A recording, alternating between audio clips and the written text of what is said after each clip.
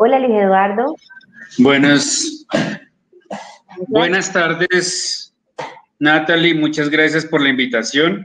Mi charla precisamente va a ser sobre el transporte fluvial público y tiene que ver con una investigación que se ha venido haciendo desde hace 2 años en concurso con entidades públicas y privadas, precisamente en desarrollo de esta economía azul que estamos buscando y precisamente como otras alternativas que puede tener la ciudad de Barranquilla, teniendo en cuenta muchos de sus puntos que veremos a continuación.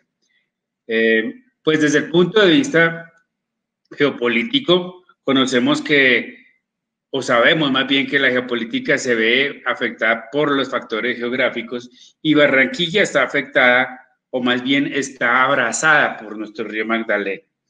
En cuanto a la geopolítica del agua, vamos a verlo específicamente con los temas de disponibilidad, acceso, uso, control y disposición del recurso hídrico. Por lo tanto, todos estos son de interés público. En cuanto a la situación hídrica, pues tenemos que tener en cuenta la disponibilidad, que la definimos por el umbral de presión hídrica, la distribución, cómo nos está llegando y en qué calidad, los usos que tenemos, ya sea, digamos, industriales, pecuarios, de transporte, para energía, que son bien importantes. Y de estos usos viene el estrés hídrico. Entre más usemos, pues más podemos tener, digamos, dificultad de conseguir este recurso. No en Barranquilla por ahora, pero sí nos está llegando cada vez con menor calidad.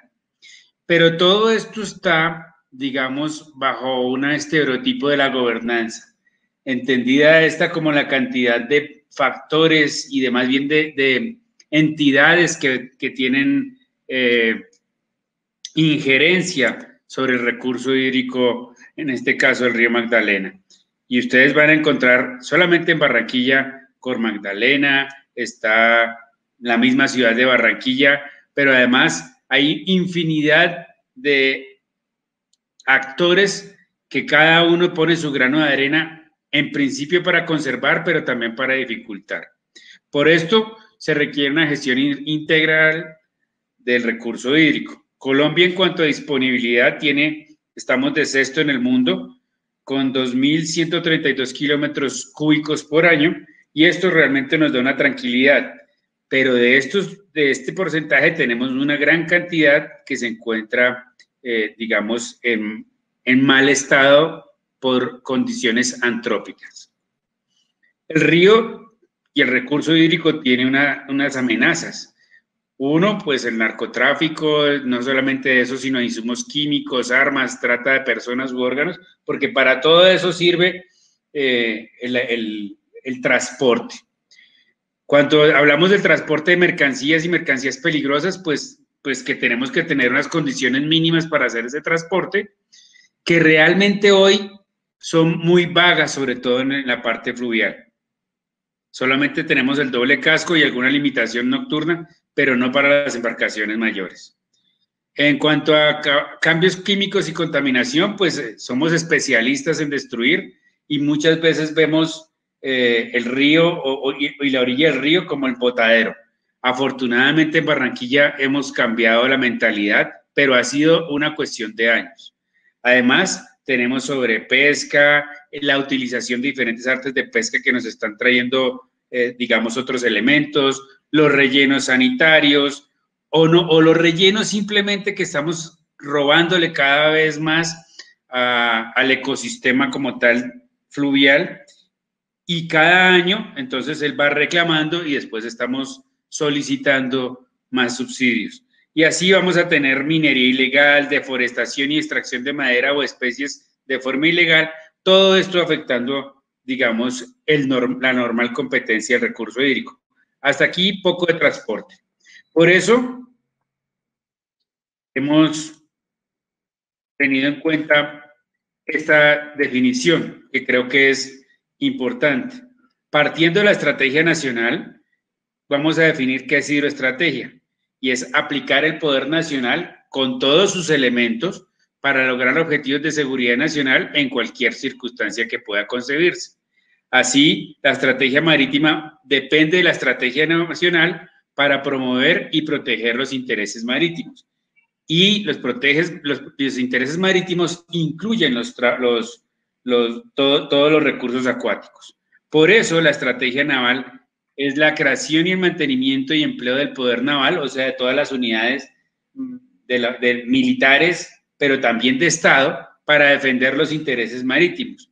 Y la hidroestrategia es la aplicación del poder nacional para lograr los objetivos de seguridad que tienen que ver con la contextura del Estado.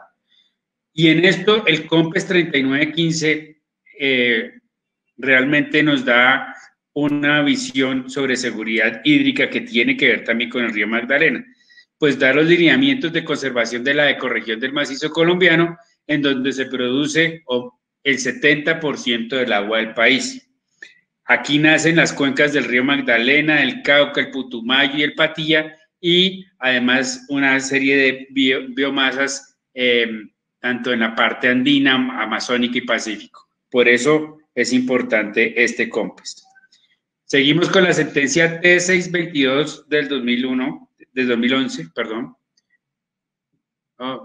Y esta es bien importante porque es sobre el río Atrato, pero del 2017, disculpe, porque no estoy viendo bien. Pero no es esta es la primera y por eso la nombro, pero hay nuevas, y para el río Bogotá y para otros cuerpos de agua donde dice que la Corte declara al río como sujeto de derechos que implica su protección, conservación, mantenimiento y en el caso concreto la restauración.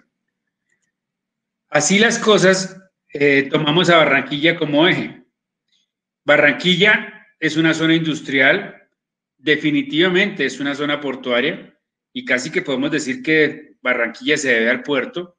Es comercial debido también a esa interacción que existe entre estos tres elementos que hemos dicho, con una serie de infraestructura que se ha desarrollado a largo del río, y vamos a hablar en este caso del río, y que hay un ejercicio de movimientos de personas con las ciudades personas, por lo cual requiere de una interdependencia natural para poder activar toda esa infraestructura industrial para poder comenzar a hacer sus actividades. Y esto genera una cantidad de horas pico y flujos de personas, vehículos, y por tal trae congestión. Hay unas particularidades en perspectiva, y esto son proyectos que ya se tienen o que están en camino. Digamos que partiendo del aeropuerto Ernesto Cortizós, al frente ustedes van a encontrar el río Magdalena y viene el tren de costa, el tren costero, que va a pasar por ese sitio. Viene el metro ligero con sus 12 estaciones, que también va a tener una estación ahí. Y viene todos los pueblos que son los dormideros, donde se encuentran las poblaciones que abastecen de personas a la ciudad para realizar sus diferentes actividades. Esto hace que específicamente Soledad y más puntualmente en la zona del aeropuerto se cree una serie de nodos y de redes en transporte. Unos de nodo fuente, que son los que producen la cantidad de gente, ya sea el aeropuerto, y otros que son de destino, porque de ahí van a salir para otros lados. Entonces, si vamos a tener ese punto específico, sería el nodo central, donde llegarían las personas para repartirse, tanto para Barranquilla como para sus zonas aledañas. Dentro de los ejes del transporte fluvial, tenemos que tener en cuenta y priorizar lo siguiente. Uno, gobernabilidad, y esto se define con quién es el responsable, si es la gobernación, la alcaldía, la ciudad-región, o quién es el responsable para unir a todas las entidades y realmente llegarnos al fin. Lo segundo es la interconexión, pues si tenemos Transmetro y tenemos otra serie de elementos importantes, lo que requerimos es que haya facilidad y esa interconexión, como lo dijimos anteriormente, con la intermodalidad, pues realmente sea efectiva. Lo tercero es desarrollar una infraestructura, y esta infraestructura tiene que ser amigable con el medio ambiente, pero además tiene que ser efectiva con todos los elementos que requiere la ciudadanía. Además, digamos, teniendo en cuenta las personas con discapacidad reducida, teniendo en cuenta todas las posibilidades para mejora de las condiciones de la ciudad. Esto realmente nos va a impactar en la seguridad y totalmente va a mejorar la logística de la ciudad y del transporte de personas. ¿Qué se propone entonces? Se proponen 2 estadios, uno regional, desde Barranquilla hasta Palmar de Varela, donde son 39 kilómetros, pasando desde la estación de Las Flores hasta Santo Tomás, con una distancia terrestre de 35 kilómetros, en el agua son 39, y más o menos tendríamos, dependiendo de los motores, pero más o menos tendríamos una velocidad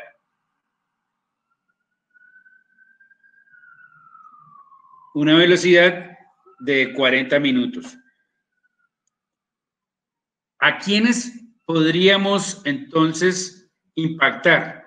Nosotros tomamos, digamos, la población de cada una de las poblaciones que se encuentran inmersas, sea Barranquilla, sea Soledad, sea Malambo, Sabana Grande, Sitio Nuevo, Palmar de Varela y Santo Tomás, y nada más tomamos como usuarios el 10% de la población.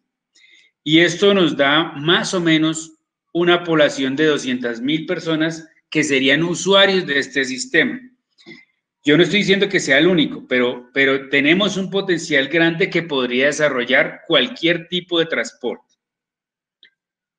También proponemos en Barranquilla lo mismo, a partir de ese punto nodal que explicamos anteriormente, salir hacia Barranquilla y como última estación sería la estación de Las Flores. En este tramo son solamente 15.5 kilómetros, una distancia terrestre más o menos de 15 kilómetros, son muy parecidos, digamos que en distancia, pero realmente aquí tenemos una gran ventaja desde el punto de vista acuático, pues no vamos a tener trancones, además de que nuestra huella de carbono va a ser mucho menor, y por último, y más importante, realmente vamos a ser mucho más rápidos. ¿Qué estaciones se propondrían? En Las Flores, en el Centro de Eventos y Ferias, la estación de la Intendencia, la del Puente Laureano Gómez, la del aeropuerto y la de PIMSA. Digamos que esto es un proyecto simplemente de acuerdo a las condiciones que hay de accesibilidad, pero puede haber otras o pueden ser menos. Lo que sí es cierto es que estas estaciones tienen que estar unidas, ya sea por rutas del Transcaribe o por alimentadores que lo conecten para que faciliten la alimentación de este sistema, y por lo mismo propondríamos que fuera el mismo Transcaribe que lo hiciera, haciendo un ejercicio realmente regional donde usted tuviera muchas opciones, pero con una ventaja, y es que este paseo también podría ser turístico. Nosotros lo vemos como otra alternativa. Realmente sí es un cambio ecológico porque vamos a mejorar las condiciones, digamos, de uso del sistema del motor como tal, ¿no? Porque lo podemos utilizar además con energías renovables, lo cual realmente impactaría este tema. Es más rápido, realmente las distancias no son largas, pero además no vamos a tener trancones. Es asequible, por lo tanto, entonces las rampas de acceso van a adaptarse a la hidrovía dependiendo si sube o baja la cantidad de agua que se tiene. Se puede asimilar desde el punto de vista económico. Hay unas plataformas que realmente facilitan el transporte. Indudablemente va a impactar el tema de la seguridad y se puede tener un costo razonable, y en lo posible, si es la misma empresa, pues serían tiquetes que serían utilizables en cualquier elemento del sistema. Lo que estamos viendo entonces es una configuración donde la cantidad de elementos que se tengan para transportar en la ciudad realmente impacten y desarrollen nuevos polos que permitan desarrollo. Muchas veces las zonas que están pegadas a la margen del río son las más deprimidas. Y esto es también culpa de los planeadores de la ciudad que realmente no han puesto ni en Barranquilla ni en muchas partes del mundo el cuidado que hay que tener. Pero consideramos que es importante explotar turísticamente el tema del río, del agua y su naturaleza, porque son elementos importantes de desarrollo turístico. El costo de la vida. En promedio, realizar 1 kilómetro de vía terciaria está costando más o menos 568 millones de pesos, solo en la etapa de ejecución. Para este tramo, que debe ser de 6.660 centímetros por ancho, se necesita una inversión de 191 millones de pesos, esto en recebo y 376 mil millones en asfalto. Esto lo dice cuánto vale construir en un contexto ganadero de la economía, del diario, del diario Dinero. La vía fluvial ya está hecha, esa es una ventaja. ¿Qué es lo que tenemos que hacer? Hacer las adecuaciones de infraestructura como muelles y estudios hidrológicos, como batimetrías y sedimentación para colocar las estaciones, así como la señalización. No siempre se requiere de dragados. Para este tipo de transporte, para el transporte de altura, pues sí, y más Barranquilla y Buenaventura, que tienen esa cantidad de agua fluvial que trae muchos sedimentos. ¿Qué requiere entonces ese plan de inversión? Pues un estudio de factibilidad del proyecto de transporte masivo, con el fin de mirar cuál es la infraestructura necesaria, si son estas estaciones las necesarias o si se requiere más.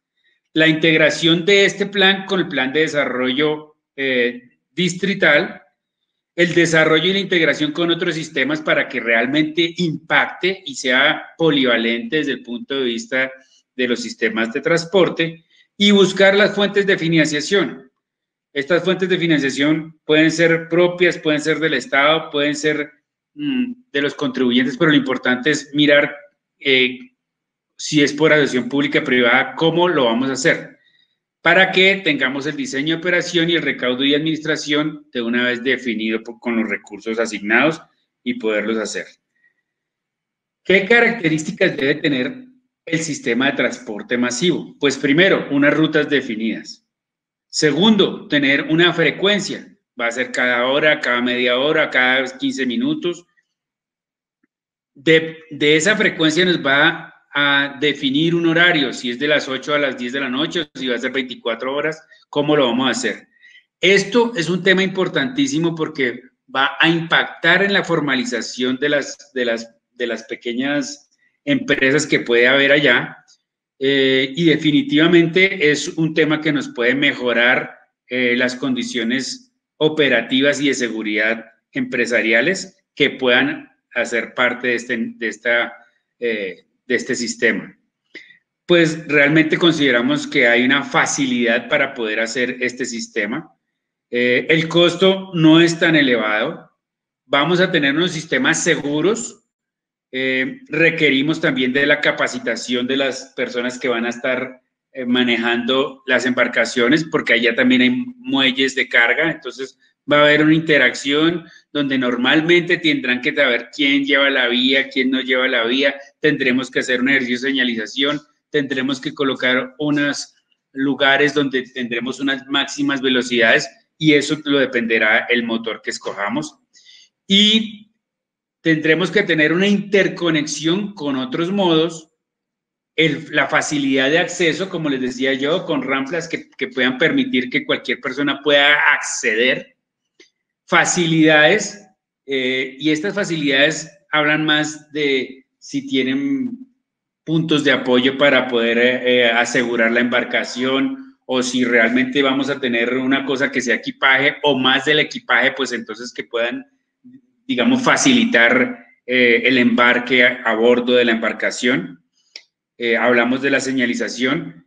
Es un tema importante, la limpieza tanto del curso de agua como del mismo sistema. Podemos tener un control de saber si tenemos 20 lanchas, dónde están, por un sistema de GPS, y si tenemos una embarcación con problemas, pues irla a asistir. Y uno de los más importantes en este mundo es la rapidez. Realmente esos 15 kilómetros en Barranquilla serían de muy fácil desplazamiento y realmente impactaría positivamente muchas zonas de la ciudad. ¿Qué tenemos que tener en cuenta? Para la accesibilidad, tenemos que tener en cuenta la embarcación, el muelle y las facilidades que se tengan para los pasajeros. Para el intermodalismo, tenemos que tener la conexión con otros modos de transporte, el costo, ojalá que sea el mismo tiquete, y la frecuencia y rutas definidas para que sean intercaladas y de tal forma que haya realmente una alimentación entre unos y otros. En cuanto a la seguridad integral, pues vuelve otra vez a jugar el muelle, el buque, pero aquí entra una tercera persona que son los tripulantes y los pasajeros, porque unos tienen que saber qué hacer, tienen que saber cómo exigir las diferentes condiciones de seguridad, pero el pasajero también tiene que cumplir la normativa específica en las embarcaciones. ¿Cuáles son los insumos? Una coordinación regional de las autoridades, la articulación de los planes de ordenamiento territorial, la articulación de los planes maestros de transporte, que son muy importantes y que realmente no toman todos los modos, un ejercicio juicioso de estudios batrimétricos y de cimentación y la definición de los equipos que se quieran usar. Las embarcaciones en este caso no pueden ser las embarcaciones de transporte que hoy estamos utilizando, sino que tienen que ser con digamos, con una plataforma de cubierta lisa que no tenga huecos, precisamente para que podamos hacer ese traspaso de personas de forma fácil. El DNP en este momento está desarrollando una serie de muelles y embarcaderos modulares que ya están hechos, entonces nos quitaríamos el diseño y sería mucho más barato. ¿Cuáles son las condiciones de ese tipo de embarcaderos? Pues es un programa de inversión con regalías, es adaptable a los servicios necesarios de cada región, hay una uniformidad en la construcción, fácil operación y mantenimiento, fácil construcción. Si usted necesita más grande o más pequeño, pues lo puede adaptar. Es sismo resistente, modular, tiene unas rampas de acceso amplias y seguras, y los equipos para carga y zonas de almacenaje están definidos y lo que hacen es facilitar precisamente el transporte. En el mundo ya hay... Ya voy a terminar. Buenas tardes. Para que sepas, tenemos una pregunta antes de que cierres tu presentación. Bueno. Vale, gracias. Hay casos de éxitos a nivel mundial, el Vaporetto en Venecia, en Bangkok se maneja mucho esto, Londres también lo tiene. Y pongo el caso de Valdivia porque es Latinoamérica, pero además ellos hicieron un ejercicio interesante y es que comenzaron a desarrollar embarcaciones solares. Y esto es bien importante. Todo lo que estamos proponiendo está alineado con los Objetivos de Desarrollo Sostenible, específicamente con el CEP, el de energía asequible y no contaminante, trabajo decente y crecimiento, industria e innovación, reducción de desigualdad, ciudades y comunidades sostenibles, la acción de climática y, bueno, hasta el 15. Digamos que esa es nuestra propuesta. Creemos que puede ser viable siempre y cuando la administración así lo tome. ¿La pregunta cuál es? Laura Ramírez pregunta, ¿se ha tenido en el plan financiero para cubrir los costos de la vía la emisión de bonos verdes? Esa es una de las buenas prácticas que se podría tomar precisamente para poder financiar este proyecto.